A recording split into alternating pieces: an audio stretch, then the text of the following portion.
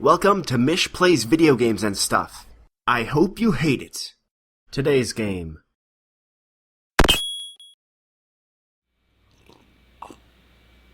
Oh, I love coffee so much. So delicious. Coffee, coffee, coffee, coffee. I've also got some score bars here. Delicious milk chocolate and crisp butter toffee. So it's kind of like a Heath bar, but different.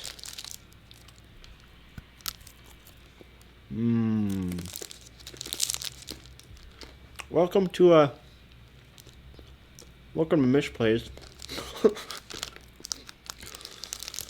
Here we are playing Wizorb, and by playing Wizorb I mean listen to Mish eat a score bar.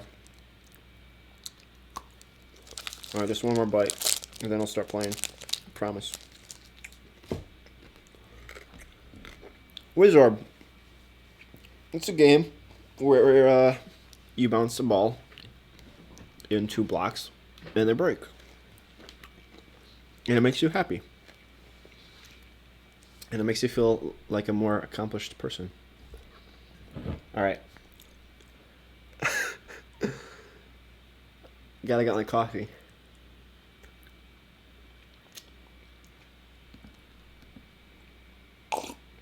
Okay. I'm ready to play now.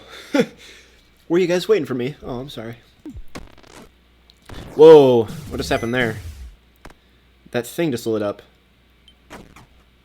I think I just missed a life because I was that distracted. Those hearts that dropped down our lives. Let me check something out first.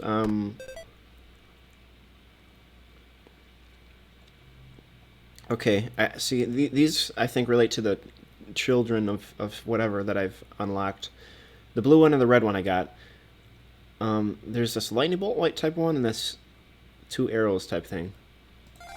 That orb, that character there seems to relate to that somehow, but I didn't unlock that thing yet. I'm not sure what that means. I don't understand how these things work yet.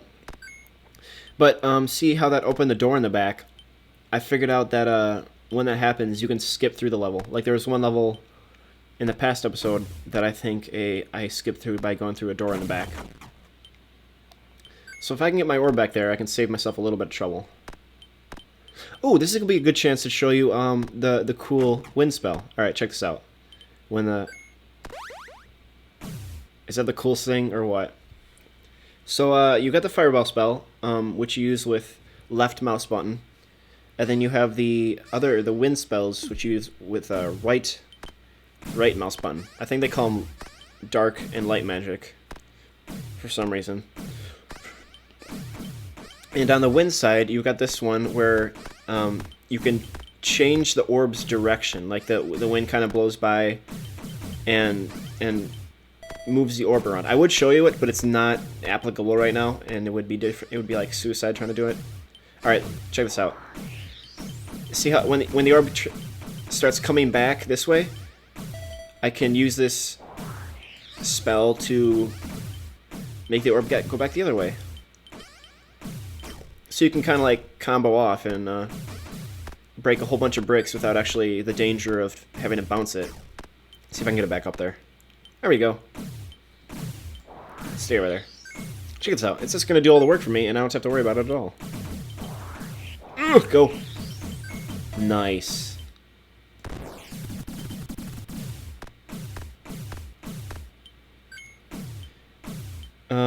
So yeah, that wind spell is like the lower level magic, and then the higher level magic is that fairy thing that you saw, which, as I said, slows the orb down. If it gets too fast and out of hand, you can use that spell to reset its speed, I guess you could say. And then you also control its movement a little bit for a few seconds. So you can kind of weave in and out and get to certain blocks that are hard to hit. Or, like I just did, I just put it in the door in the back. So, really, really handy. It just takes a lot of magic to use. You know, once again, this is just a really cool way this game helps you out and makes sure you don't get stuck.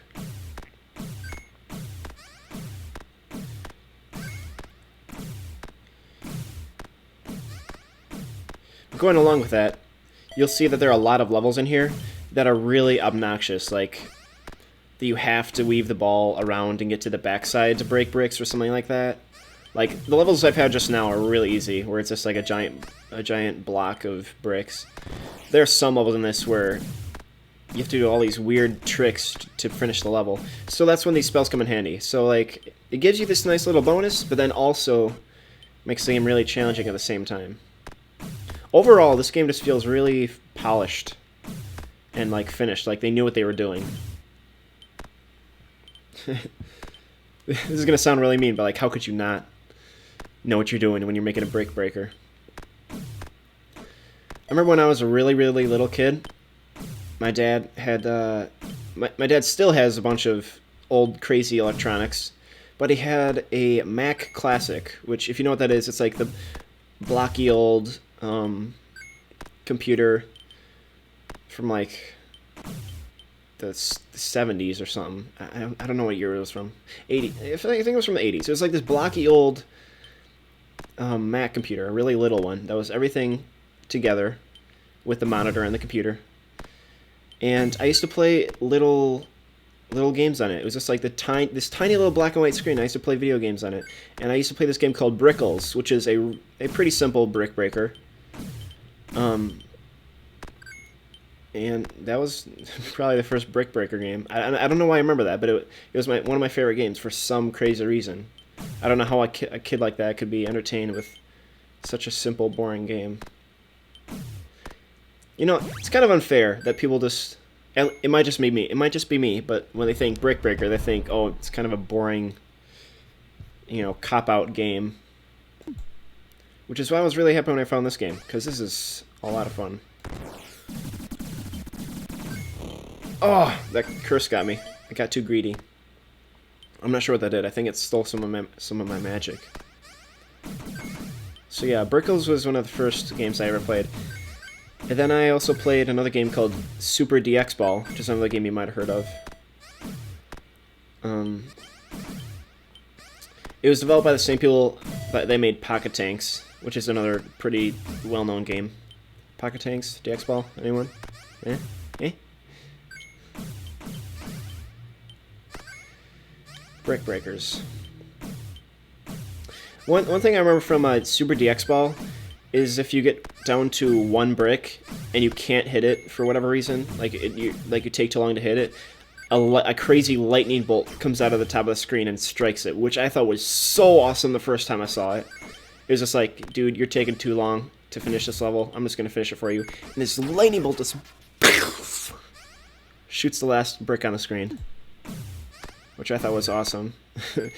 But you know, that was that game's way of accommodating for getting stuck on a level.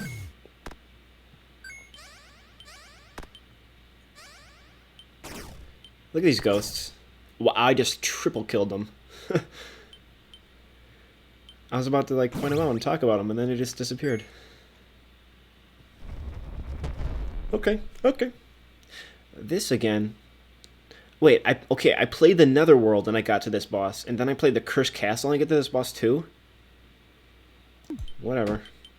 I was gonna show you like the really cool final boss, but I think because I already beat him once, I don't think I can fight him again. I'm not sure. I'll have to go try. Wait, how many levels have you even played? I've only played... I don't even... Wait a second. I think I'm making connections. I think that door I went through with the little... what's it called? The little ruin on the floor that lit up. I think going through that door triggered me into a different set of levels. And when I beat those different set of levels, that's what brought me here and to that other night level. So I might actually have to go back and beat the levels without going in those extra doors if I want to get to the actual boss. I think that's starting to make sense. So there's like an alternate level line. That's interesting. Usually, I thought it was just pretty standard, like each world consists of like 10 levels and then a boss. But now I got this whole other thing going on with... Man, I missed it! With these alternate level paths. This game is always surprising me. Bonk. Oh, man, I missed it. I'm just barely missing it. I'm trying to, like, weave way across out of this guy's range. There we go. I did it.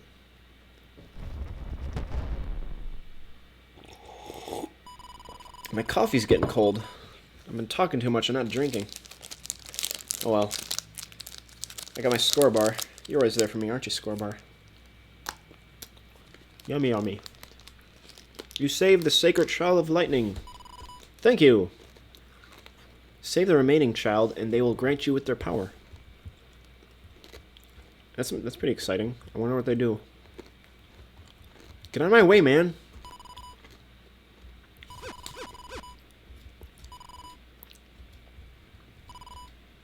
I wonder how the people of Territ could escape the terrible curse cast by the demons. Well, that was all my work, man. I put all these things together. All these houses. Alright. Okay, before I jump into another world, I think I'm gonna call this episode quits. Gonna wrap this one up. I'm not sure how many episodes of this game I'll do. Probably like 5. I've done 3 so far. I think 2 more should get me to where I run out of things to say. I don't feel the need to show you this entire game. It's it's an arcade type game. It's all pretty much the same. To be mean about it. But I'll play this game as long as I'm having fun with it and as long as I have things to talk about it. So check back in next time and join me on my adventures in Wizorb. When I yeah, next time on MyshPlays Wizorb, Mysh pretends to know stuff about game design. Just kidding. See you guys next time. Thanks for watching. I really appreciate it. I mean that. I say it a lot, but I really mean it. I like the feedback you guys have given me so far. Is this going to be another Mysh tradition? Pretending like I'm going to finish the episode and then going on to talk for like 2 minutes straight when there's nothing going on screen? I feel like this is going to be a Mysh tradition. Me just hamming up my outro. Yeah. See you guys next time. For real. For realsies. Come on back and join me. See you guys later.